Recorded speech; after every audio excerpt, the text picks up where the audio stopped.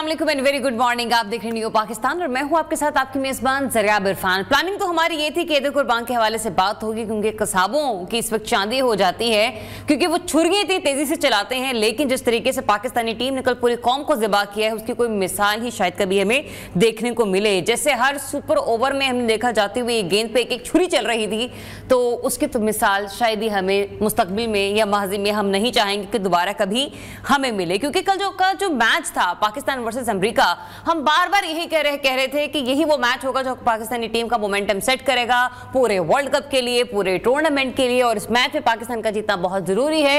एक ऐसी टीम जिसके बारे में कहा जा रहा था कि वो कोई तगड़ी टीम नहीं है, उसने अपने प्लेयर्स कभी यहां से कभी वहां से, और कुछ ऐसे पाकिस्तानी साहब का प्लेयर्स भी रह चुके हैं कि जिन्हें कौमी क्रिकेट टीम में जगह नहीं मिली, तो आज वो अमेरिका की टीम का हिस्सा है। पाकिस्तानी टीम, कौमी क्रिकेट टीम उनसे इतनी बुरी तरीके से हार गई। चले, पहले भी अगर आपने टॉस जीता अमेरिका ने और आपको बैटिंग की दावत दी तो कोई आप इतना अच्छा स्कोर करने में कामयाब नहीं हुए, क्योंकि हम बारहा यही कहते कि हमारी टीम 180 के मजमूए से आगे बढ़ती ही नहीं है। लेकिन कल तो हद ही होगी ना, 159, मतलब ये कोई स्कोर नहीं है जो कि आप एक टूर्नामेंट के लिए, एक वर्ल्ड कप के लिए टारगेट दे रहे हैं सामने वाली टीम को। और सोने पे सुहागा ये कि जब सुपर ओवर की बारी आई तो वो जो एक हमारी विनिंग कॉम्बिनेशन की जोड़ी है, हमारी ओपनिंग जोड़ी बाबर आजम की और मोहम्मद रिजवान की, वो तो आए ही नहीं। कि जैसे वो पहले प्लान बना चुके थे कि हम इस सुपर ओवर में कामयाब नहीं हो पाएंगे, इसलिए बेहतर है कि ये बोझ अपने कंधों पर डालने से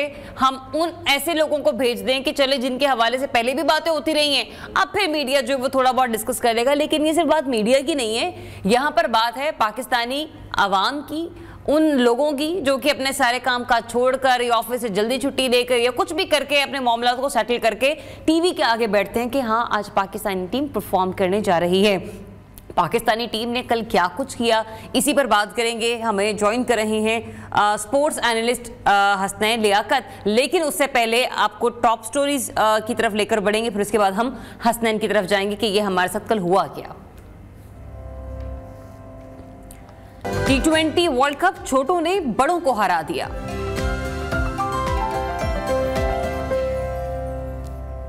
बानी पीटीआई के सेल की तस्वीर मंजर आम पर।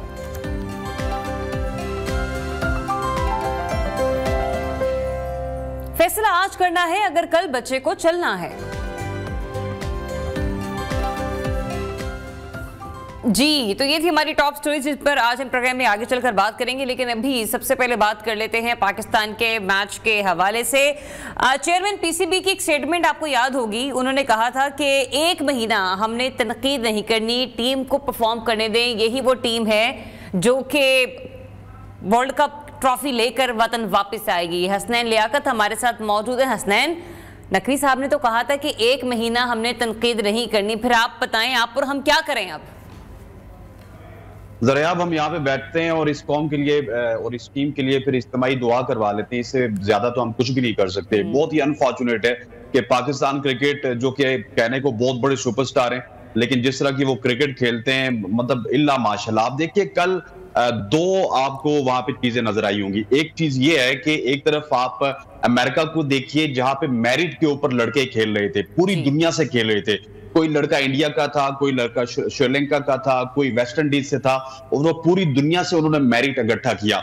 दूसरी तरफ टीम पाकिस्तान थी जहां पे मेरिट का कत्ल होता है। किसी का बांजा हमारी टीम में सुपरस्टार है, किसी का दामाद हमारी टीम में सुपरस्टार है, किसी बादशाह का वजीर हमारी टीम में सुपरस्टार है, किसी सिलेक्टर की पर्ची हमारी टीम में सुपरस्टार है, और किसी का बेटा हमारी टीम में सुपरस्टार है। और इन सुपरस्टार्स की वजह से पाकिस्तान क्रिकेट यहां तक पहुंच गई है कि आज हम अमेरिका से हार रहे हैं, आज हम आयरलैंड से हार रहे हैं, आज हम जिम्बाब्वे से हार रहे हैं। ज़रियाब, कहने को तो ये एक बहुत ही बड़ा अपसेट है, लेकिन ये अपसेट नहीं है।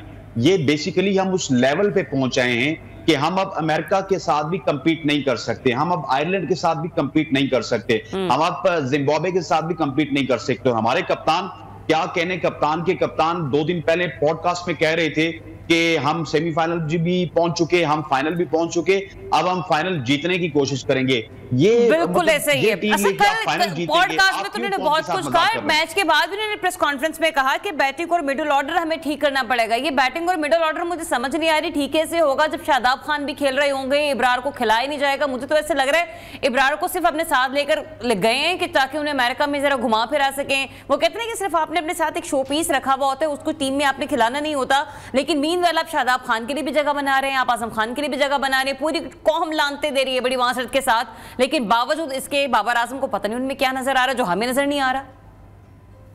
देखिए ज़रियाब, अनफॉर्चुनेटली मसला ये है कि मेरा ख्याल है हमने अबरार अहमद का अचार डालना है और वो अचार जो है हम अमेरिका में डालेंगे और पाकिस्तान में आके उनको यूज करेंगे। अभी तक मेरी कल खबर भी थी कि अबरार अहमद को मौका मिलेगा, लेकिन आखिरी वक्त पे अबरार अहमद को मौका नहीं मिला। लेकिन मैं थोड़ा सा मैच के ऊपर डिस्कस करना चाहूंगा। आप देखिए कि हारिस रऊफ वो 15 रन जो है आखिरी ओवर में दे रहे हैं और कहने को वो दुनिया के सबसे बड़े सुपरस्टार हैं। उसके बाद मेरी अकल, मुझे ये समझ नहीं आता, मैं क्रिकेट को कवर करते हुए मुझे तकरीबन 6 साल हो चुके हैं, मुझे ये समझ नहीं आता कि क्या समझ के बाबर आजम ने मोहम्मद आमिर को ओवर दिया। मोहम्मद आमिर जो कि महंगे साबित होते हैं, हर पिछले 10 मैचेस में मोहम्मद आमिर महंगे साबित हो चुके हैं। आपके पास सबसे बेस्ट चॉइस थी नसीम शाह की, नसीम शाह को ओवर देते, वो वहां पे 20 रन नहीं खाते थे। उसके बाद आप देखिए ना, कहने को तो हमारे सुपरस्टार दोनों ओपनर हैं, एक तरफ बाबर आजम होते हैं, एक तरफ मोहम्मद रिजवान होते हैं और 3000 हम जोड़ी में रन बना चुके हैं। आपने तो मेरे उस सवाल का जवाब दे दिया जो कि मैं आगे चलकर पूछना चाह रही थी कि फिर बाबर आजम की कप्तानी तो खुलकर सामने आ गई, क्योंकि जिस तरीके से उन्होंने कल अपने टूल्स को इस्तेमाल किया है वो बहुत अनाड़ी की तरह उन्होंने इस्तेमाल किया है। और दूसरा ये भी कि जब सुपर ओवर की बारी आई, जो खुद को बेस्ट जोड़ी गर्दानते हैं बाबर आजम खुद भी और रिजवान भी, फिर क्या वजह हुई कि उन्होंने आजम खान और इफ्तिखार को बल्ला पकड़ाया और कहा कि जाओ जाके खेल कर आओ? देखिए ज़रियाब, ये बड़ा अनफॉर्चुनेट है। आपको मैं थोड़ा सा अगर बताता चलूं ना, पिछले 2 साल से इस पाकिस्तान में सबसे ज्यादा गालियां मुझे पड़ रही हैं और इस बात की गवाह आपके प्रोड्यूसर साहब भी होंगे जो हमें फॉलो करते हैं, हम उनको फॉलो करते हैं, क्योंकि हम जो है ना वो काफी अरसे से ये बात कर रहे थे कि बाबर आजम अच्छे कप्तान नहीं है, वो एक डिफेंसिव कप्तान है, उनको कप्तानी नहीं आती, वो अपने दोस्तों यारों को अकोमोडेट करते हैं और हर जगह पे अपने दोस्तों को फिक्स करने की कोशिश करते हैं। और मैं आपको ये बात बताता चलूं कि जिस तरह आपने बात की ना कि नंबर 1 ओपनिंग जोड़ी की, यार ये कौन सी नंबर 1 ओपनिंग जोड़ी है कि जब एक क्रूशियल वक्त आया अमेरिका की बेबी टीम के खिलाफ आपने अगर 6 गेंदों पर 20 रन बनाने तो आते ना, जरा दिल जिगरा बड़ा करते, आके कौम को बताते कि यस हम अगर 20 ओवर्स खेलने के लिए दोनों ओपनर आते हैं तो हम 6 गेंदें खेलने के लिए भी दोनों ओपनर आएंगे। और ऊपर से सितम जरीफी देखिए, आपके पाकिस्तान में मेरिट का कत्ल इस तरह होता है कि 43 साल कत्ल को हमने बहुत सारे मामलात में होते हुए देखा है हसनैन। उसकी ताजा मिसाल यही है कि अजहर महमूद जैसे कोच हमने रखे हुए, इसके बावजूद टीम की परफॉर्मेंस है, टीम का कूल होकर आ गई टीम की, उसके बावजूद ये परफॉर्मेंस है। मोहसिन नकवी वज़ीर दाखिला भी है, सेनेटर भी है, चेयरमैन पीसीबी है और पता नहीं न जाने वो क्या क्या है। वो सब कुछ कर सकते हैं और वो सब कुछ मेरिट पे करना चाहते हैं लेकिन नहीं कर सकते, तो मेरिट पर टीम की सिलेक्शन नहीं कर पा रहे। देखिए बिल्कुल आपने ठीक कहा। और आप देखिए अजहर महमूद का आपने जिक्र किया, अजहर महमूद इस्लामाबाद यूनाइटेड के कोच भी हैं, पाकिस्तान टीम के भी वो कोच हैं। और एक शादाब खान की अगर मिसाल ले लें, शादाब खान किसके दामाद हैं ये पूरे पाकिस्तान को पता है, शादाब खान किस बादशाह के वजीर हैं ये पूरे पाकिस्तान को पता है, शादाब खान को अजहर महमूद किस हद तक सपोर्ट करते हैं ये पूरे पाकिस्तान को पता है, एक असिस्टेंट बैटिंग कोच है वो शादाब खान को किस हद तक सपोर्ट करते हैं ये पाकिस्तान को पता है। और यही वजह है कि पाकिस्तान की क्रिकेट तनज़ली की तरफ जा रही है। कल शादाब खान के 40 रन को आपने नहीं गिनना, बल्कि शादाब खान के 3 ओवर्स में अमेरिका के खिलाफ 27 रन को बाबर के भी 43-44 को नहीं गिन रही, जितनी गेंदें थी उतने उनके रन थे। तो मुझे नहीं लगता ये डिफेंसिव क्रिकेट थी। इसके अलावा ये कैप्टनसी, कैप्टन को जिस तरीके से परफॉर्म करना चाहिए था उस तरीके से उन्होंने परफॉर्म नहीं किया। अच्छा, एक और नुक्ते की तरफ मैं आपकी तवज्जो दिलाना चाहती हूँ हसनैन, जो अजहर महमूद साहब है उनकी अहलिया के नाम पर एक टैलेंट कंपनी है, टैलेंट हंट, ठीक है। और वहां से जिस तरीके से मामला आपको पता है कि एग्रीमेंट साइन हो जाते हैं और कौमी टीम में जगह बन जाती है, बिल्कुल वो इंजमामुल हक साहब वाला मामला है जैसे रिजवान के साथ उन्होंने एग्रीमेंट किया हुआ है। क्या ये तमाम चीजें दुनिया को नजर आ सकती हैं, मेरे प्रोड्यूसर को नजर आ सकती हैं, एक तजियाकार को नजर आ सकती हैं, चेयरमैन पीसीबी, पीसीबी बोर्ड जो है वो अंधा है, उसको नजर नहीं आता? ज़रिया मौज है दरिया में बैरून दरिया कुछ नहीं, ये तो आपने सुना होगा। और चेयरमैन पीसीबी को पता है कि इस वक्त मैंने बाबर आजम को कप्तान बना दिया है, तमाम तर तोकू का रुख उनकी तरफ हो जाएगा। और बाबर आजम को ये पता है कि आज मैं मैच हार गया हूं, लेकिन मैं पता है किस तरह की ट्वीट्स देख रहा हूं, किस तरह की इंस्टाग्राम पे पोस्टें देख रहा हूं कि बाबर आजम ने विराट कोहली का रिकॉर्ड तोड़ दिया। अरे भाई, बाबर आजम का हमने अचार डालना है उनके रिकॉर्ड्स का कि वो 4000 रन बना चुके, वो 4100 रन बना चुके, या वो 10,000 रन बना चुके। पाकिस्तान टीम पै दर पे कभी जिम्बाब्वे से आ रही है, कभी नीदरलैंड से आ रही है। और आपके जो आपके सवाल है ना कि अजहर महमूद की जो बीवी की टैलेंट एंड कंपनी है, या फिर एक साया कॉर्पोरेशन है जिसके तहत इस टीम को पहले जाया किया गया। लेकिन मैं आपको एक आज बहुत बड़ी खबर देके जा रहा हूं मैं अभी, क्योंकि मैंने अपने चैनल में इसके बाद बैठना है कि इस टीम में अब क्लियर कट आपको ग्रुपिंग नजर आ रही है। एक तरफ मोहम्मद आमिर हैं, एक तरफ शाहीन शाह अफरीदी हैं, एक तरफ हारिस रऊफ हैं, ये तीन हैं। और दूसरी तरफ दूसरे तीन हैं जो जिनमें बाबर आजम हैं, रिजवान हैं और शादाब खान हैं। ये इस वक्त जंग चल रही है। आप देखिए कि तीन बॉलर्स आपको कल के मैच में आप पूरा एनालाइज कीजिए ना कि कहां में मार पड़ी। जब हम देखते थे कि हम मैच जीत चुके, वहां पे आके शाहीन ने मार खाई। जब हम देखते थे हम मैच जीत चुके, वहां पे आके मोहम्मद आमिर ने मार खाई। जब हम देखते थे कि हम मैच जीत चुके, वहां पे आके आखिरी ओवर में 15 रन दिए हारिस रऊफ ने। और जहां तक बाबर आजम का ताल्लुक है ना, बाबर आजम इस वक्त पाकिस्तान के लिए नहीं खेल रहे, वो अपनी कप्तानी को बचाने के लिए खेल रहे हैं, क्योंकि वो बहुत बड़े बड़े दावे कर चुके हैं। किसने करना है? अगर बाबर आजम भी सिर्फ अपने लिए खेल रहे हैं, अपनी कैप्टनसी के लिए खेल रहे हैं, टीम दो हिस्सों में तकसीम है, तो क्या मैनेजमेंट सत्तू पी के सो रही है? मुझे तो ये समझ नहीं आ रही है। और फिर मोहसिन नकवी ने अपनी, याद है आपको, स्पीच में बड़ी एग्रेसिव सी स्पीच थी, उन्होंने कहा था कि अगर टीम में पॉलिटिक्स हुई तो मैं सबको उड़ा दूंगा। उड़ाएं अब?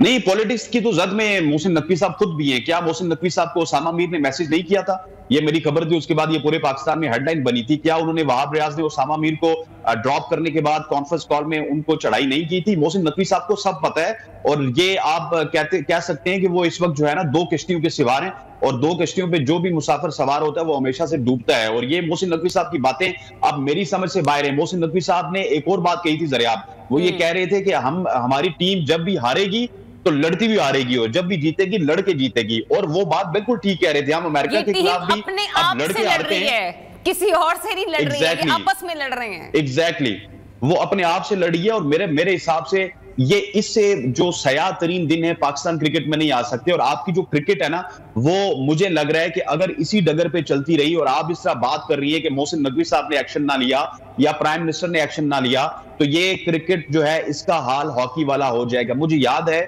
एक यहाँ पे निगरान प्राइम मिनिस्टर हुआ करते थे अनवारुल्लाह काकड़ साहब, तो एक तरफ से सलमान बट को आपने जब पोस्ट दी तो उनकी ट्वीट आ गई।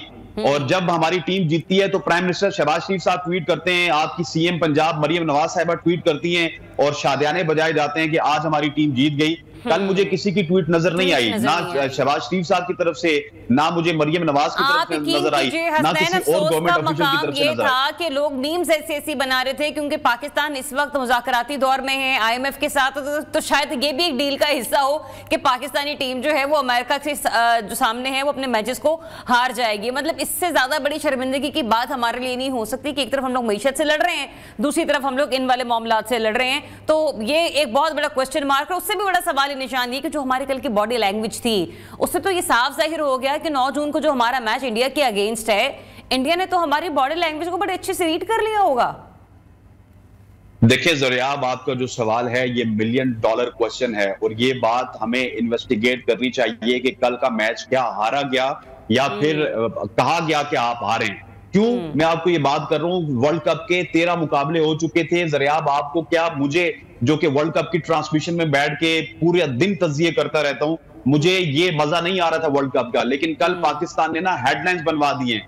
कल पाकिस्तान ने ये भी हेडलाइन बनवा दी कि अमेरिका उनसे जीत गया। कल पाकिस्तान ने ये भी हेडलाइन बनवा दी कि ये सुपर ओवर है। और जिस तरह हारिस रऊफ ने गेंदबाजी की, जिस तरह उन्होंने इजी गेंदबाजी की, मैं समझता हूं कि इस मसले को अगर इन्वेस्टिगेट किया जाए ना तो बहुत सारी चीजें खुल सकती हैं। और पाकिस्तान कल का मैच हारा नहीं है। मुझे बहुत, मैं वसूख के साथ कहता हूं कि इसको अगर इन्वेस्टिगेट किया जाए तो एक मैच या तो ग्रुपिंग की नजर हुआ है, या बहुत बड़ी गेम इस मैच में हमें नजर आई है। क्योंकि ये तो हेडलाइन बनाने के लिए हुआ था, ये सीधा सीधा आईसीसी को फायदा था, क्योंकि अभी तक हेडलाइन नहीं बन रही थी। इंडिया आयरलैंड के मैच में हेडलाइन नहीं बनी क्योंकि 90 रन बने, किसी और मैच में हेडलाइन नहीं बनी, लेकिन हेडलाइन पाकिस्तान के मैच में बनी, वो भी अमेरिका के साथ। और दूसरा, अमेरिका होस्ट था जो कि एक मुकाबला जीत चुका था, ऊपर से वो दूसरा मुकाबला जीत चुके और अब वो हॉट फेवरेट हो चुके हैं। और मैं आपको जाते जाते एक और बात बता दूं इसी सवाल के जिम्मन में जो आपने किया कि अगर हम इंडिया से ना जीते तो हम टॉप 8 में फिनिश नहीं कर सकते, ये मेरी बात लिखवा लीजिएगा। मुझे नहीं लगता कि ये लोग इंडिया से जीतने की किसी प्लानिंग में, क्योंकि अगर ये किसी का दिल जीतना चाहते हैं तो ये शैम्पू का एड बनाने वाली कंपनियों के दिल जीतना चाहते हैं, किसी का दिल जीतना चाहते हैं तो कोई ना कोई सिम बनाने वाली जो डेटा कंपनीज है उनका दिल जीतना चाहते हैं, अगर दिल जीतना चाहते हैं तो टिकटॉकर्स का दिल जीतना चाहते हैं,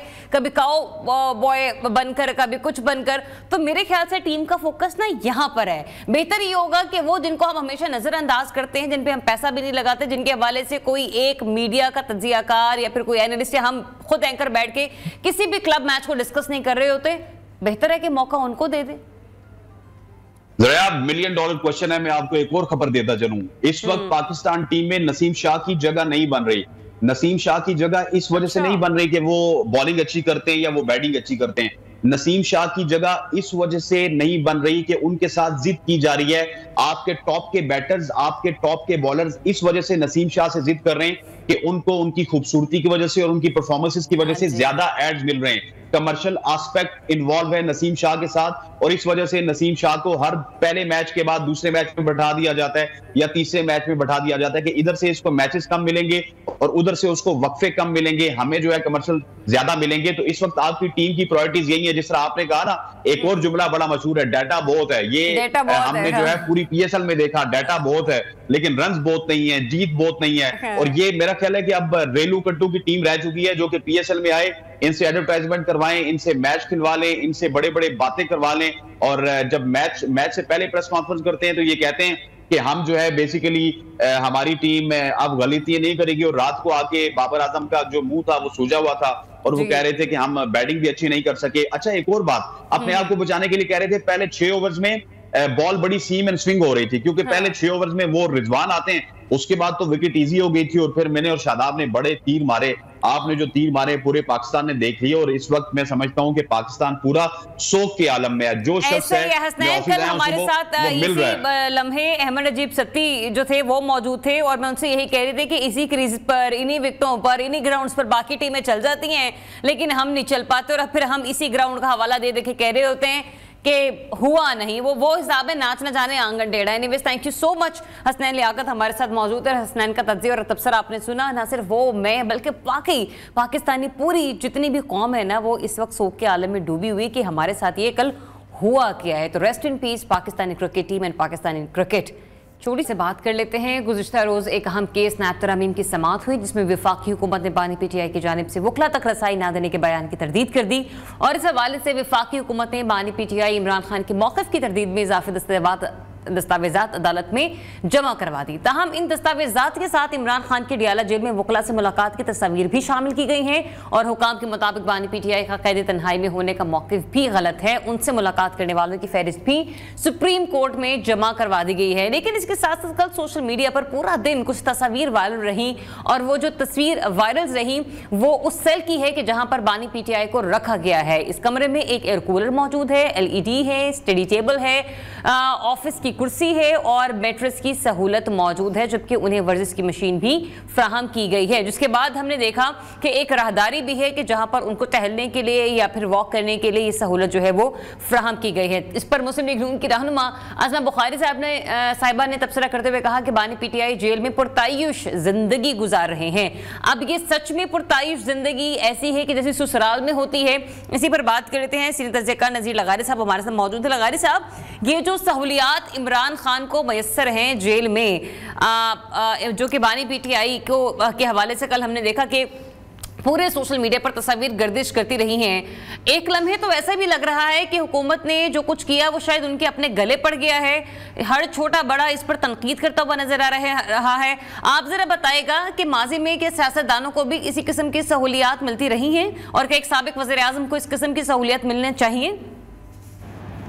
लेकिन सियासतदानों की हद तक तो मैं वाकिफ 70 के डिकेड के बाद जब आखिर में मरसला लगा तो उसके बाद सियासतदानों को जिन हालात में रखा गया वो इंसानी हालात नहीं थे।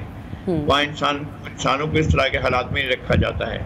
मैंने वो खुद बहुत सारे डायरेक्ट्स देखे हुए हैं, मैं वो तमाम कोठियाँ देखी हुई हैं, मैंने वो तमाम जेल के वो सारे हालात देखे हुए हैं जहाँ पर सियासतदानों को रखा गया था, और सियासतदान क्या बड़े बड़े लोग कभी भी इस तरह के हालात में नहीं थे। मैं ये फिर भी नहीं कहूँगा कि जनाब ये बहुत अच्छे हालात हैं। जेल बहरहाल जेल होती है और जेल में हालात अच्छे नहीं होते हैं। जेल में आप एक असीर होते हैं, आप एक कैदी होते हैं, आप किसी की मर्जी के ताबे होते हैं। तो ये इंसान वहाँ पर अपनी मर्जी से कुछ भी नहीं कर सकता है। तो मैं अपने कमरे में बहरहाल कर सकता है, लेकिन ये कि अगर किताबें हों तो पढ़ भी सकता है, अगर कोई सोने का मूड हो तो सो भी सकता है। लेकिन मौसम की शिद्दत में बाज़ दफ़ा कैदी तो इस तरह भी नहीं सो सकते हैं। मतलब जो आम कैदी हैं आप तो उनका तस्वर भी नहीं कर सकते कि ऐसे हालात होंगे।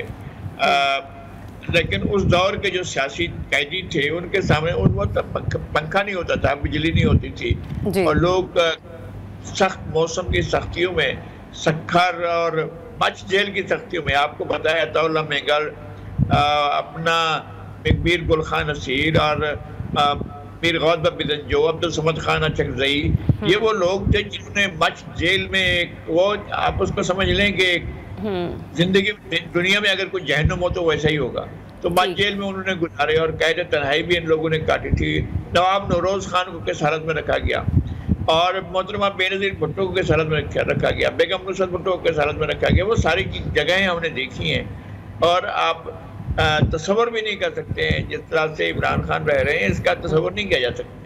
लेकिन जेल फिर भी जेल ही है, मैं नहीं कहूँगा कि वो बहुत अच्छी हालत में है। अच्छा लगारी साहब, ये बताइएगा कि जिस तरीके से जेल के असीर को एक सहूलियात मिल रही है और जेल के असीर साबिक वज़ीर आज़म है, ठीक है, लेकिन जो हुकूमत ने दस्तावेज़ात जमा करवाई हैं, जिस तरीके से ये खबरें या ये तमाम तस्वीर पे media, electronic media, social media, paper media पर भी अब हर जगह आम हमें नजर आ रही हैं, आपको लगता है कि हुकूमत ने ऐसा करके इन चीज़ों को पब्लिक करके अपने लिए खुद क्या कहते हैं लोगों की बातों को, उनके दावों को या उनके जो भी जो स्टेटमेंट्स हैं, उनके कमेंट्स को अपनी तरफ वेलकम कर लिया है?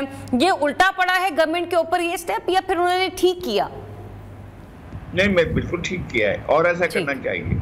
अच्छा। और मेरा ख्याल है दिखाना चाहिए। ये कब तक आप रोकेंगे कि वो जो है अपना कैमरे के सामने ना आए और कैमरे के सामने मौजूद ना हो या उन पर कैमरा ना जाए? ये कब तक आप रखेंगे? आप किस तरह से ये अब इस सूरत को फेस करते रहेंगे? मेरे ख्याल में एक नॉर्मल लाइफ की तरफ पेश रफ्त होनी चाहिए और उन्हें बाकायदा ये इंतज़ाम करना चाहिए कि अगर उनको ले जाना हो अदालत में तो अदालत में ले जाएं, और अदालत वहाँ उनका बयान रिकॉर्ड करनी है तो कैमरे की रसाई होनी चाहिए, वो नजर आने चाहिए। इससे कौन सी क़यामत, कौन सी ऐसी सूरत पैदा हो जाएगी जिससे हुकूमत के लिए संभालना मुश्किल हो गया? मेरे ख्याल में ऐसी कोई सूरत नहीं पैदा होगी। ये ठीक किया है और इसको जितना वायरल हुआ है, जो कुछ भी हो रहा है, बहरहाल एक कंडीशन है जो नजर आ रही है। और अच्छा लगारी साहब, जिस तरीके से आज ये कमरा नजर आ रहा है, आज ये जेल की दीवारें हमें दरो दीवार नजर आ रहा है, मुमकिन तौर पर आपको लगता है आगे चलकर बानी पीटीआई भी किसी दिन हमें नजर आ सकते हैं किसी न किसी समाअत के दौरान? क्योंकि कल जब नैब तरमीम केस के हवाले से अदालत में समाअत चल रही थी उस वक्त तो वो फीड आती रही,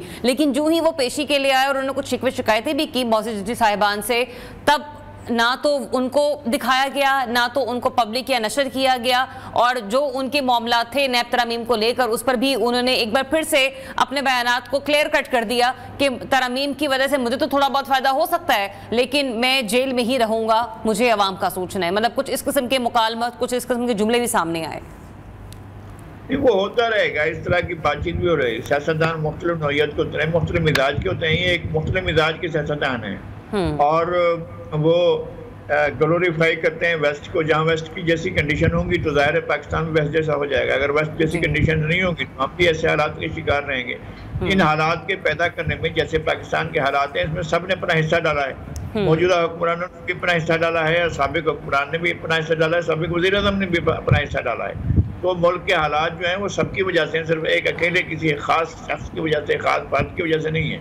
हम एक इदारा जाती बहरान का शिकार हैं। हमें कॉलोनियल सिस्टम मिला था, हमें कॉलोनियल ढांचा मिला था, हम उसी ढांचे के अंदर, अब भी उसी ढांचे के अंदर रह रहे हैं। हमने अपने मुल्क के तकाज़ों के मुताबिक उस ढांचे में तब्दीलियां नहीं की हैं, इसलिए हम भुगत रहे हैं। जी अच्छा लगारी साहब, जिस तरीके से आपने कहा ना कि हम इस वक्त इदारा जाती बहरान का शिकार ताहाल है, लेकिन इस सख्त बहरानी कैफियत से लग ये रहा है कि बानी पीटीआई ने एक कदम पीछे जाने का फैसला किया है। कल उनका एक बयान सामने आया, इसमें उन्होंने कहा कि इस वक्त जो है ना सियासी कशीदगी को कम किया जाए, ठीक है, और उन्होंने ये कहा कि पार्लियामेंट के अंदर और पार्लियामेंट के बाहर राब्ते कायम किए जाए। मतलब उन्होंने अपने पार्टी रहनुमाओं को अपनी जो है वो ये हिदायत जारी की हैं, और 3 रुकनी जो कमेटी है वो भी कायम कर दी गई है उनकी तरफ से। 3 ऐसे लोग हैं कि जिन्हें इस कमेटी के मेंबर मुकर्रर किया गया है। जबकि दूसरी तरफ नवाज शरीफ का भी आपको स्टेटमेंट याद होगी, उन्होंने कहा कि कौमी एहसास तबाह करने वालों का एहतसाब होना चाहिए। आपको लगता है कि अगर वो एक स्टेप पीछे गए हैं तो बाकी सियासी जमातों को या मुख्तदर हलकों को भी थोड़ा सोचना या थोड़ी फ्लेक्सिबिलिटी दिखाने की जरूरत है? मेरे ख्याल में यही रास्ता है और कोई रास्ता नहीं है। और अगर इंतकाम का सिलसिला चलता है तो फिर दूर तक चला जाएगा, और फिर लोग एक दूसरे से इंतकाम ही लेते रहेंगे। जब किसी को मौका मिलेगा वो दूसरे को इसी तरह के हालात का शिकार करेगा। और ये जो आइडियलिज्म है ये भी जल्दी चलने वाली नहीं होती है। अब आप किसी भी सियासी रोमांस बहुत ज्यादा नहीं होता है, वे बहुत ज्यादा हकायक बहुत ज्यादा होते हैं। असल बात हकायक होते हैं। हकायक ये है कि लोगों के पास खाना नहीं है, लोगों के पास जो है पीने का पानी नहीं है। असल हकायक ये है कि गुर्बत आम है। असल हकायक ये है कि बेरोजगारी आम है।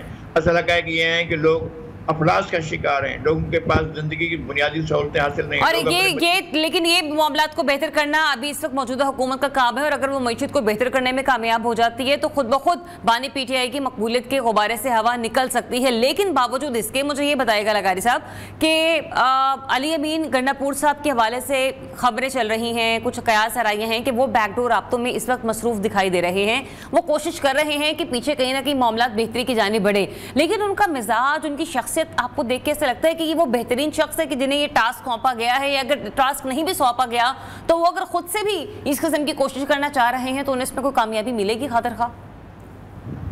मेरे ख्याल में इमरान खान साहब के लिए सूट वो कुछ करता है जो उनके अपने मिजाज के मुताबिक हो। अच्छा, तो ये जो अली अमीन गंडापुर हैं उनका अक्स है, उनके शख्सियत का अक्स है। अगर किसी को इमरान खान साहब की शख्सियत को तलाश करना हो तो वो अली अमीन गंडापुर की शख्सियत में मिल जाएगी। वैसे ही उनका मिजाज है, वैसी उनकी तुंदी है, वैसी उनके अंदर तलखी है, वैसी उनके अंदर हकायक को तस्लीम न करना है, वैसे ही इस तरह के मसाइल हैं जो उनके हैं। देखते हैं अगर ये चीज़ों को ठीक तरफ ले जाते हैं तो हो सकता है कि चीज़ें ठीक तरफ चले जाएँ। लेकिन बहरहाल बातचीत बहरहाल करनी होगी दोनों तरफ से। ऐसा नहीं है कि बातचीत के बगैर मामला को हल किए जाएँ, दोनों को इसी तरफ आना पड़ेगा।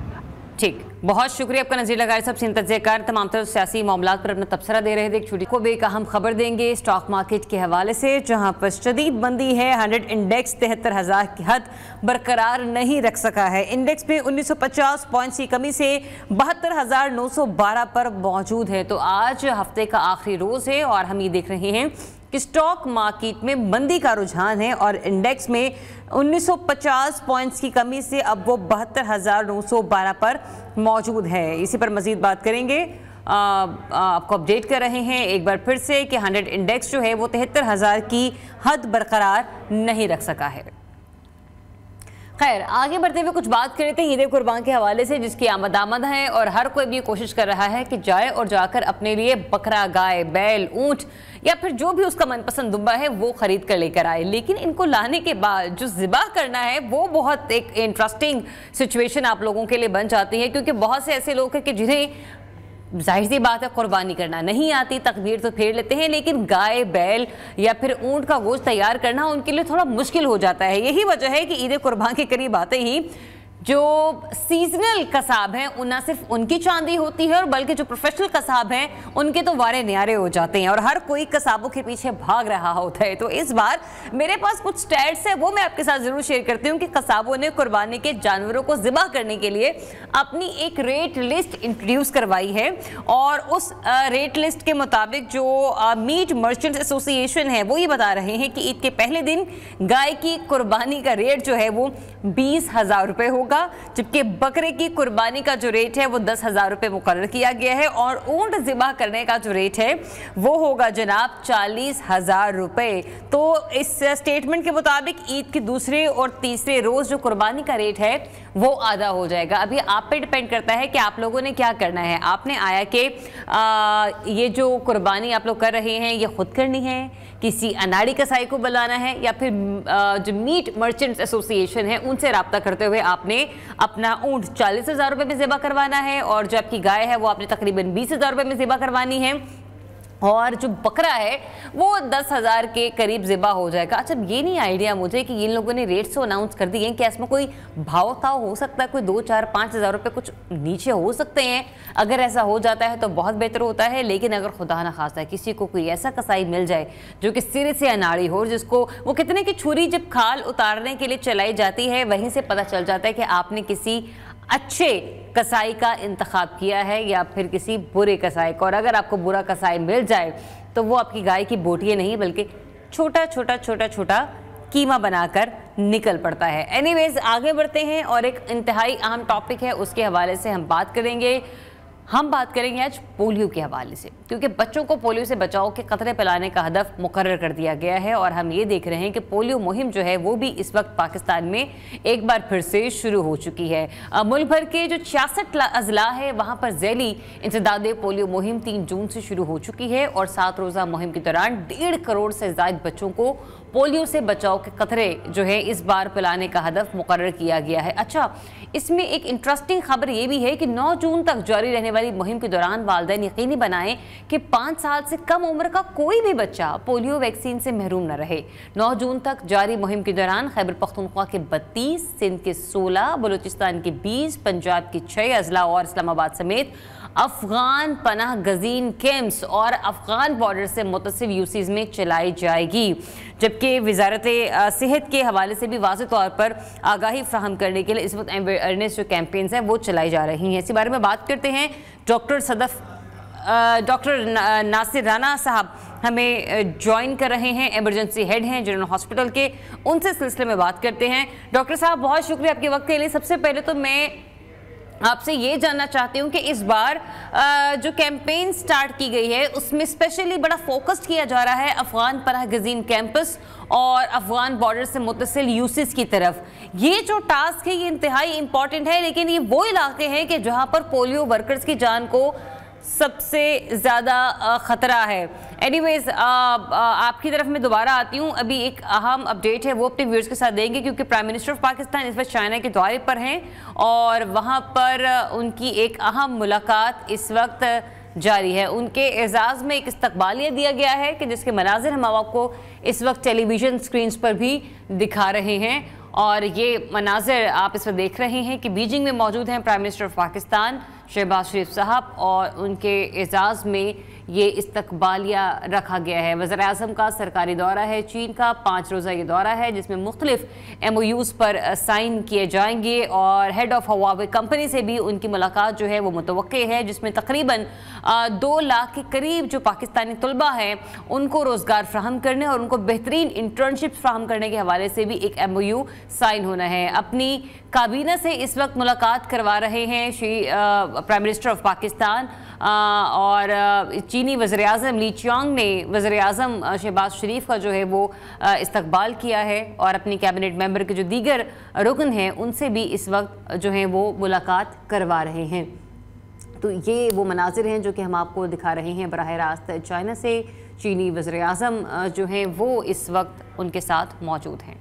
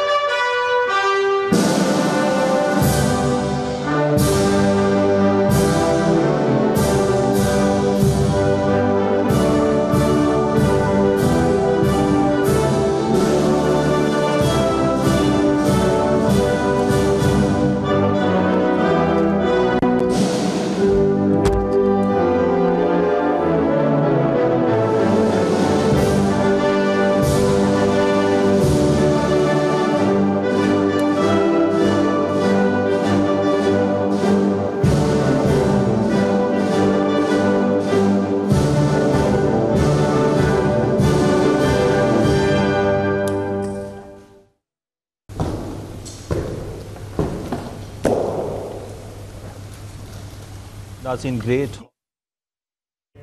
ये मनाज़र हम आपको बराह रास्त दिखा रहे हैं चाइना से। बीजिंग में मौजूद हैं prime minister of Pakistan Shehbaz Sharif और चीनी वज़ीर आज़म ने उनका पुरतपाक इस्तकबाल किया है। जो आपको ये मनाज़र हम दिखा रहे हैं, गार्ड ऑफ ऑनर पेश किया गया है चीनी फ़ौजी दस्ते की जानिब से। और इस मौके पर प्राइम मिनिस्टर ऑफ पाकिस्तान ने चीनी वज़ीर आज़म को अपने वफ़द से भी तारुफ़ करवाया, इंट्रोड्यूस करवाया। इस मौके पर आर्मी चीफ भी उनके हमरा मौजूद हैं। डिप्टी वज़ीर आज़म इसहाक डार और इंफॉर्मेशन मिनिस्टर अता तारड़ भी उनके हमरा इस 5 रोज़ा सरकारी दौरे पर मौजूद है। एक इंतहाई खुशगवार ये लम्हात हैं जो कि हम आपकी अपनी टेलीविजन स्क्रीन पर आपको इस वक्त बराह रास्त दिखा रहे हैं। अब से कुछ देर पहले दोनों ममालिक के कौमी तराने एक दूसरे के एजाज़ में बजाए गए। दोनों कौमी तरानों का एहतराम करते हुए इस वक्त हम आपको दिखा रहे हैं कि इस वक्त शहबाज शरीफ जो है वो गार्ड ऑफ ऑनर का मुआयना कर रहे हैं और चीनी वज़ीर आज़म ली चियांग भी उनके हमरा मौजूद हैं। ये मनाज़र हम आपको दिखा रहे हैं और ये एक इंतहाई अहमियत का हामिल दौरा तस्वुर किया जा रहा है। ग्रेट हॉल ऑफ पीपल्स से prime minister of Pakistan Shehbaz Sharif का खिताब भी मुतवक्को है। ये ग्रेट हॉल ऑफ पीपल्स के मनाज़िर हैं जो कि हम आपको इस वक्त बराह रास्त दिखा रहे हैं, जहाँ पर चीनी वज़ीर आज़म ने prime minister of Pakistan Shehbaz Sharif का इस्तकबाल किया है। और अब से कुछ देर पहले दोनों ममालिक के कौमी तराने बजाए गए, जिसके बाद हमने देखा कि चीनी वज़ीर आज़म के हमरा prime minister of Pakistan Shehbaz Sharif ने जो वहाँ पर मौजूद फ़ौजी दस्ता था उसका मुआयना भी किया। तो एक इंतहाई अहमियत का हामिल ये दौरा है जिसमें कहा जा रहा है कि बहुत से MOUs जो हैं उस पर सिग्नेचर्स होंगे, उसके ऊपर बातचीत होगी और CPEC को मज़ीद किस तरीके से आगे कंटिन्यू करना है उस सिलसिले में भी कुछ अहम मुलाकातें मुतवक्की हैं। इस दौरे की अहमियत का अंदाज़ा इस बात से भी लगाया जा सकता है कि आर्मी चीफ भी खुद प्राइम मिनिस्टर के हमरा इस दौरे पर मौजूद हैं। Anyways back to discussion again. इससे पहले हम लोग बात कर रहे थे पोलियो के हवाले से और डॉक्टर नासिर साहब हमारे साथ मौजूद हैं। डॉक्टर नासिर साहब, मेरा सवाल आपसे ये था कि इस बार बिलखुसूस इस चीज़ पर भी फोकस किया गया है कि अफ़गान पनाह गज़ीन कैंपसेस और अफ़गान बॉर्डर से मुतसिल जो यूसेस हैं वहाँ पर भी जाकर पोलियो कतरे जो है न सिर्फ पिलाए जाए बल्कि इस चीज़ का देखा जाए कि कोई एक बच्चा रह भी ना जाए। और ये वो इलाके हैं, हसास मकामात हैं कि जहाँ पर हम देखते हैं कि लोग अपने बच्चों को एक तो पोलियो के कतरे पिलवाना नहीं चाहते, उनमें अवेयरनेस नहीं है, और दूसरा ये कि पोलियो वर्कर्स की जानों को भी बहुत खतरात लाहक होते हैं। जी अस्सलाम वालेकुम जी। एक तो आपका शुक्रिया कि आपने इतने इम्पोर्टेंट टॉपिक को टाइम दिया अपने चैनल पे। दूसरी बात यह है कि क्योंकि आपको पोलियो की कंपेन हमेशा चलाई जाती है, जब भी केस डिटेक्ट होते हैं और हमेशा जो मिसिंग एरियाज हैं वो आपको पता है वो जो ऐसी जगह हैं जहाँ पे वो फ्रीक्वेंट मूवमेंट करते हैं, जैसे अभी आपने कहा है कि जी चुकियाँ हैं या जो कबायली लोग हैं जहाँ पे वो मूव करते रहे, क्योंकि वहाँ पे वो चूंकि एक आप समझ लें कि हेल्थ केयर फैसिलिटी के अंदर QC के अंदर नहीं आते, उनका डाटा नहीं आता, उनका रिकॉर्ड नहीं आता, तो इसलिए वो कभी एक जगह से दूसरी जगह चले जाते हैं। तो बड़ा इंपॉर्टेंट है क्योंकि पोलियो तो देखिए फैलता है इसी तरह एक से दूसरे को फैलता है। अगर एक अफगानिस्तान से कुछ चंद बच्चे आते हैं जो अनवैक्सीनेटेड हैं और वो बस लेके आते हैं वहां से, वो आपके KPK के किसी बेल्ट में फैला देते हैं, वहां से वो पानी में जाता है, पानी से वो पूरे इलाके में फैल सकता है। और उसमें फिर नुकसान ये होगा कि जो बच्चे अनवैक्सीनेटेड होंगे, जिनको फासिटिक के मतलब नहीं जिन्होंने पिए होंगे, वो एट रिस्क होंगे। तो इस तरह ये साइकिल ब्रेक नहीं हो सकता। जो वायरल इन्फेक्शंस होती हैं, जो बीमारियां होती हैं, जब तक इनका साइकिल ब्रेक ना करें, इनको हम किसी जगह रोके ना, तो ये रुकती नहीं है, ये आगे से आगे चलती जाती हैं। तो इसलिए उसको ब्रेक करना इसलिए बहुत जरूरी था। ठीक। अच्छा डॉक्टर साहब, एक और अहम मामला मुझे ये बताएगा, क्योंकि कैंपेन बड़ी जोरों शोर से जारी है और मैंने कहा ना कि इंतहाई हसास मकामात पर भी इस वक्त कहा जा रहा है कि पोलियो कैंपेन मुकम्मल होनी चाहिए। इस दौरान बस स्टॉप्स, रेलवे स्टेशन और एयरपोर्ट्स है, यहाँ पर भी कैंप्स लगवाए गए हैं? हाँ जी बिल्कुल जी, हमेशा की तरह। इवन देखें जब जैसे बस स्टॉपों के ऊपर, रेलवे स्टेशन के ऊपर, जहाँ पे लोगों की फ्रीक्वेंट मूवमेंट होती है, वहां पे लगाए जाते हैं। इवन हॉस्पिटल्स के अंदर तो होता है, हॉस्पिटल्स के हम बाहर भी लगाते हैं, हॉस्पिटल्स के गेट के एंट्री पे भी लगाते हैं, ताकि अगर कोई पेशेंट किसी गेट के किसी हॉस्पिटल के किसी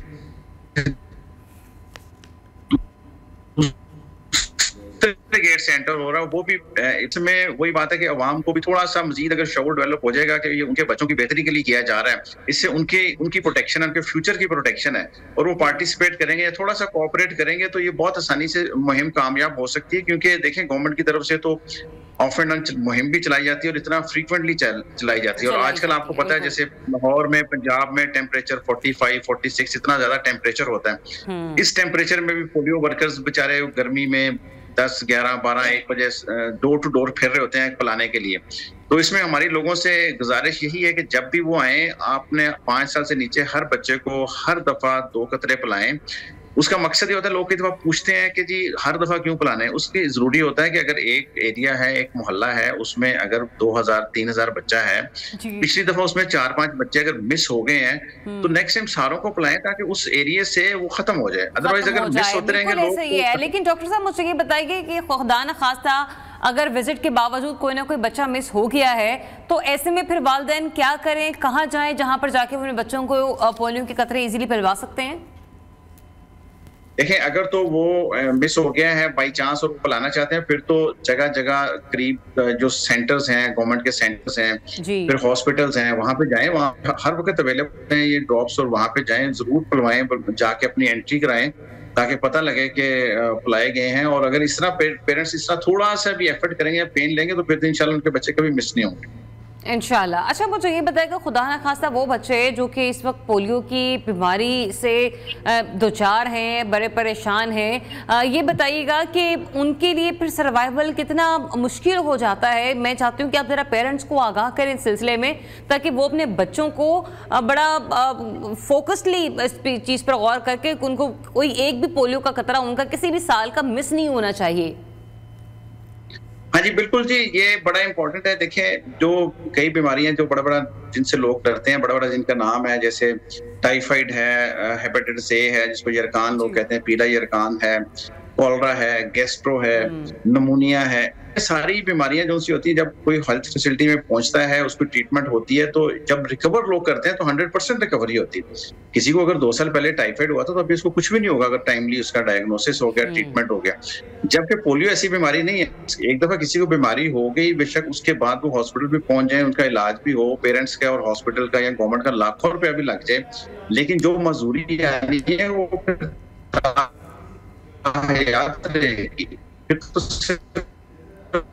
ये हो सकती है। अगर फालिज हो गया तो बूट्स बनाए जा सकते हैं, साखियां लेके दी जा सकती हैं, उसको बीज दी। ऐसी कोई अभी साइंस यहाँ तक नहीं पहुंची कि उसको वापस लाया जा सके। अभी तो सिर्फ उसको प्रिवेंट किया जा सकता है। अच्छा डॉक्टर साहब, मुझे ये भी बताइएगा कि इस वक्त जो पोलियो वर्कर्स हैं, जब भी वो फील्ड में उतरते हैं, क्या उनकी तरफ से जो मिलने वाला आपको फीडबैक होता है, उनके मुताबिक किस किस्म की परेशानी का उन्हें सामना करना पड़ता है, मतलब शहरी लोगों की तरफ से भी और उसके अलावा इंतजामिया की तरफ से भी?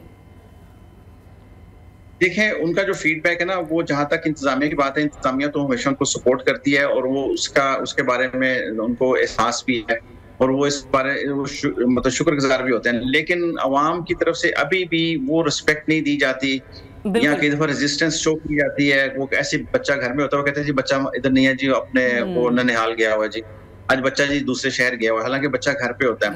या कई दफा बच्चा घर पे होता है, मार्केट गया, वो फिर 3 बजे आ जाते हैं, वो कहते हैं अभी वापस नहीं आया।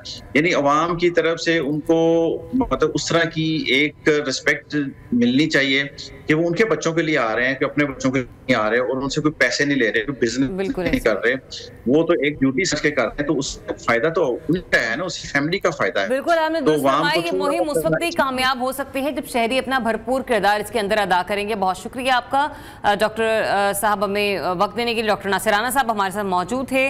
और अंडरस्टूड सी बात है, गर्मी बहुत ज़्यादा है और अगर इर्द गिर्द आप किसी भी पोलियो वर्कर को देखें तो खुदारा अपने बच्चों को ना सिर्फ पोलियो के कतरे पिलाएं, बल्कि घर से ठंडा पानी भी किसी न किसी को जरूर सर्व कीजिए, क्योंकि बढ़ने से पहले एक ब्रेकिंग न्यूज़ है, वो आपके साथ जरूर शेयर करेंगे। खबर है कराची वालों के हवाले से, जिन पर बिजली एक बार फिर से गिरा दी गई है, क्योंकि फ्यूल प्राइस एडजस्टमेंट के तहत बिजली महंगी कर दी गई है और अब वाले साल अक्टूबर और फरवरी के लिए बिजली ₹2.67 और जुलाई और सितंबर के लिए ₹3.10 फी यूनिट बिजली महंगी कर दी गई है। तो कराची वालों से इजाफा जून, जुलाई, अगस्त और दिसंबर के बिलों में वसूल किया जाएगा। ये अपडेट कराची वालों के लिए है कि जहां पर उनके लिए एक बार फिर से बिजली का जो टैरिफ है उसको बढ़ा दिया गया है और फ्यूल प्राइस एडजस्टमेंट के तहत बिजली की कीमतें एक बार फिर से महंगी कर दी गई हैं।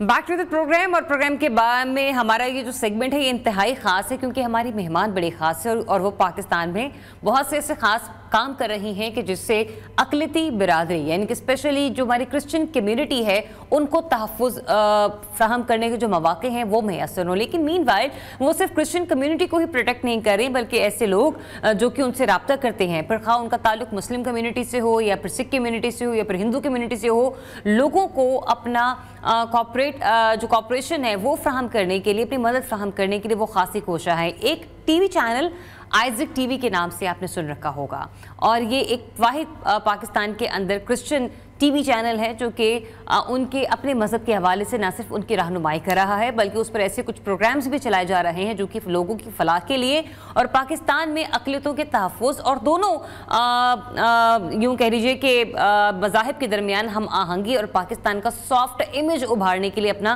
काम कर रहा है। सिर्फ ये एक टीवी चैनल नहीं है, बल्कि इसके अलावा अमेरिका में भी इटर्नल लाइफ के नाम से एक टेलीविज़न जो है वो काम कर रहा है, और उसकी ऑनर हैं, उसकी फाउंडर हैं पास्टर निदा अनवर साहिबा, जो कि आज हमारे साथ यहाँ पर मौजूद है। बहुत शुक्रिया आपका निदा साहिबा हमें वक्त देने के लिए। और दूसरा ये कि माशाल्लाह बहुत सारे काम आप कर रही हैं, लेकिन मैं स्पेशली क्योंकि आप खुद एक टीवी चैनल को रन कर रही हो और आज खुद आप एक टीवी चैनल में मेहमान बनकर आई हैं, आइज़िक टीवी का कॉन्सेप्ट किया था कि जिससे आप पाकिस्तान में मौजूद जो लोग हैं, ना सिर्फ मुसलमान बल्कि जो कि मसीही लोग भी हैं, एक सॉफ्ट इमेज आप उभार सके और इंटरनेशनली आप एक स्ट्रॉन्ग मैसेज कम्युनिकेट कर सके। बड़ा अच्छा आपने क्वेश्चन किया है, और ये क्रिश्चियन फर्स्ट नेटवर्क है हमारा, जी बिल्कुल, जो पूरी दुनिया में देखा जाता है, और वो जो इंग्लिश नेटवर्क है वो हमारा जो है अमेरिका से, यूरोप से, कनाडा से देखा जाता है। पर आइज़िक टीवी खोलने का यही मतलब है कि सॉफ्ट इमेज दिखाने का मतलब यही कि हम सब मिलके भाईचारे को जाहिर करें। और आइज़िक टीवी जब हमने किया तो इजहाक बहुत फेमस है, तो हमने कहा कि क्यों ना इजहाक नाम रखा जाए, और सभी को आसानी से जो है न्यूज़ चैनल्स तो बहुत थे उस वक्त, जियो भी था उस वक्त, बहुत से न्यूज़ चैनल्स बहुत ज़्यादा थे, तो हमने कहा कि बहुत से लोगों ने कहा कि आप न्यूज़ चैनल, हमने कहा कि कुछ अपनी कम्युनिटी के लिए ऐसा खोलते हैं जिसके अंदर हम अपने बच्चों को सिखा सके, अपने फैमिलीज को सिखा सके, क्योंकि ये बेसिकली हमारा है प्रेयर के ऊपर, जिसमें हम लोगों के लिए दुआ करते हैं। वो 24 आवर्स जो है वो इसी के लिए है कि लोग दुआओं को सुने और देखें, क्योंकि बहुत से लोग ही परेशान हैं, बहुत सी लोग ही जो है वो, और जो तसल्ली देने का जो है वो है हमारा खुदावंद ही है जो हमें तसल्ली देता है। तो हमने ये इस वजह से रखा कि ये लोग हमें देखें, सुने और इस चीज़ को बरकत भी पाए। और आइज़िक टीवी पहला क्रिश्चियन नेटवर्क है जो यहाँ से पाकिस्तान से ऑपरेट हो रहा है। अच्छा, ये भी बताएगा कि अपनी कम्युनिटी को अपलिफ्ट करने के लिए, उनको अपग्रेड करने के लिए आप मजीद क्या काम कर रही हैं? मीनवाइल जो चूंकि अमेरिका में भी बहुत ज़्यादा होती हैं, तो एक तो हमने ये देखा है कि जो क्रिश्चियन कम्युनिटी की एजुकेशन है, खासतौर पर मैं उस हवाले से भी पूछना चाहूँगी कि तो उसके लिए क्या काम हो रहा है। दूसरा ये कि चूंकि आप अमेरिका होती हैं तो वहाँ पर पाकिस्तान का जो सॉफ्ट इमेज है उस पर काम करने के लिए आपने किस किस्म के प्लेटफॉर्म्स को अभी तक आपने इनिशिएट किया? अब मेरा खास का ये है क्योंकि हम मेरे गवर्नमेंट के भी तल्लुकात है, मेरे जो है हस्बैंड के और हमारे, तो जो ब्रेकफास्ट होता है, ये अमेरिका में ब्रेकफास्ट होता है, उसमें भी हम लोग जाते हैं। अच्छा। कनाडा में भी हैं। और जब हम अपने पाकिस्तान को जब हम, क्योंकि जो है परसिक्यूशन तो हर जगह है, हम ये नहीं कह सकते कि परसिक्यूशन सिर्फ पाकिस्तान में, अमेरिका में भी परसिक्यूशन, उसका लेवल फर्क है, उसका वो फर्क है। कनाडा में परसिक्यूशन है, परसिक्यूशन हर जगह है, ये नहीं कह सकते कि किसी मुल्क में एक मुल्क में नहीं है। हाँ, यहाँ पे परसिक्यूशन बहुत ज्यादा, क्योंकि आपको पता है कि आए दिन कुछ ना कुछ वो कर दिया जाता है, तो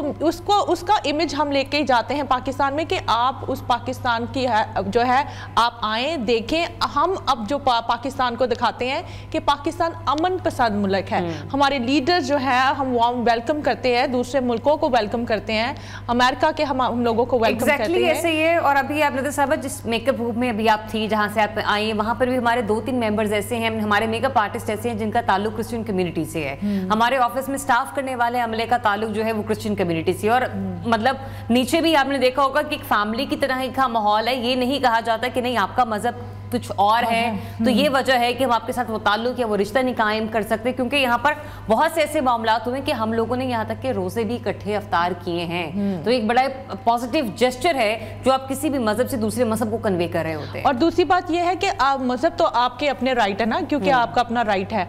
तो ये है कि जो हमारा काम है कि हम लोग एक पीस को करना चाहते हैं, पाकिस्तान में हो या पाकिस्तान से बाहर हो। और हर मजहब जो है मोहब्बत को सिखाता है, हर मजहब जो है वो पीस को सिखाता है। कोई भी वो जो है मजहब ये नहीं कहता कि आप तशद्दुद करें, आप जो है, और मोहब्बत जो है, मोहब्बत को हमें सिखाया जाता है। तो मोहब्बत तो यही है कि हम सारी कम्युनिटी को लेके चले। हमारे मुस्लिम बहन भाई भी आते हैं, हमारे सिख बहन भाई भी आते हैं, और बहुत से ऐसे लोग भी आते हैं हमारे पास दुआएं करवाने के लिए। तो हमारा मकसद यही होता है कि हम पीस को शो करवाएं और अमन को शो करवाएं। और पाकिस्तान का इमेज जो हमारा है, क्योंकि बहुत सा इमेज जो है ख़राब है, बट हम उसको शो करवाते हैं कि पाकिस्तान एक अच्छा कंट्री है, खाने हमारे बहुत अच्छे हैं, कपड़े हमारे बहुत अच्छे हैं, वेदर के लिहाज से सीजनली फ्रूट बहुत अच्छे हैं, और आप इंजॉय करें आके। और हमारे पास बहुत एक सॉफ्ट इमेज है एग्जैक्टली जिसको प्रमोट करें। तो अच्छा, मेरा एक स्पेसिफिक क्वेश्चन था एजुकेशन को लेकर, क्योंकि पाकिस्तान में एजुकेशन पॉइंट ऑफ व्यू से देखें तो हमारे यहाँ सिर्फ मुस्लिम कम्युनिटी ही नहीं, सॉरी क्रिश्चियन कम्युनिटी नहीं, मुस्लिम कम्युनिटी भी एजुकेशन पॉइंट ऑफ व्यू से बड़ा सफर कर रही है। लेकिन मीनवाइल जब हम लोग क्रिश्चियन कम्युनिटी की बात करते हैं तो आपकी कम्युनिटी में लोग अक्सर एजुकेशन से महरूम रह जाते हैं, उसके ऊपर कितना काम हो रहा है? सही बात कर रही है इसके लिए, और फीसों की वजह से, पैसों की वजह से रह जाते हैं। हमारी कम्युनिटी में ये है कि मैं जो और मेरे हस्बैंड जो है, हम लोगों का ये होता है कि हम फीसेस जो है दे सके। अगर कोई बच्चा जो नहीं दे रहा है, क्योंकि अच्छे लेवल पे चले जाते हैं, तो हमारा प्रॉब्लम ये होता है कि फीस नहीं हम दे सकते, तो हम उसको भी जो है कवर करने के लिए हम लोगों ने कोटे रखे हुए होते हैं कि हम उसको भी पूरा कर सके। पर मेरी कोशिश होती है कि हम लोग ज़्यादा से ज़्यादा बच्चों को और ज़्यादा से ज़्यादा लोगों को हम एजुकेशन के ऊपर, क्योंकि हमारे यहाँ पे एजुकेशन की बहुत ही प्रॉब्लम है। हालांकि हमारे पास FC कॉलेज है, हमारे पास बड़े अच्छे अदारे हैं यहाँ पे, और आप यहाँ पे स्कूल्स में देख लें कि बहुत अच्छे अच्छे अदारे हैं।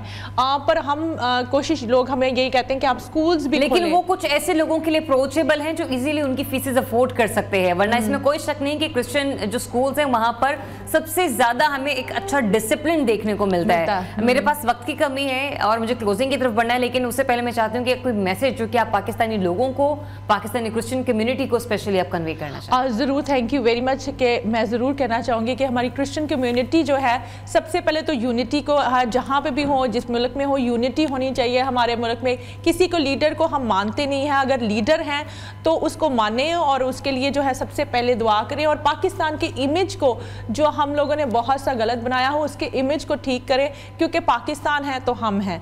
तो अगर पाकिस्तान है, जिस मुल्क में भी रहते हैं उसके लिए सलामती के लिए दुआ करें। और पाकिस्तान जैसा मुल्क मैं कहती हूँ कहीं पे भी नहीं है, जिसमें आप जो है हर फैसिलिटीज़, हर चीज़ है। पाकिस्तान जैसा कहीं ऐसा मुल्क नहीं है। तो मैं तो यही मैसेज मेरा यही है कि आप अपने मुल्क को रिप्रेजेंट करते हैं, आप अपनी कंट्री को रिप्रेजेंट करते हैं, अपने कल्चर को रिप्रेजेंट करते हैं, अपने लोगों को रिप्रेजेंट करते हैं, तो आप अपना जो जस्टिस दिखाते हैं वो अच्छा शो करवाया करें, यूनिटी को शो करवाया करें, क्योंकि हमारे मुल्क में बहुत सी कमी है यूनिटी की भी, क्योंकि हम यूनिटी के ऊपर बात होना बहुत ज्यादा जरूरी है। बहुत शुक्रिया आपका पास्टर निदा अनवर मसीह साहब अपना वक्त देने के लिए।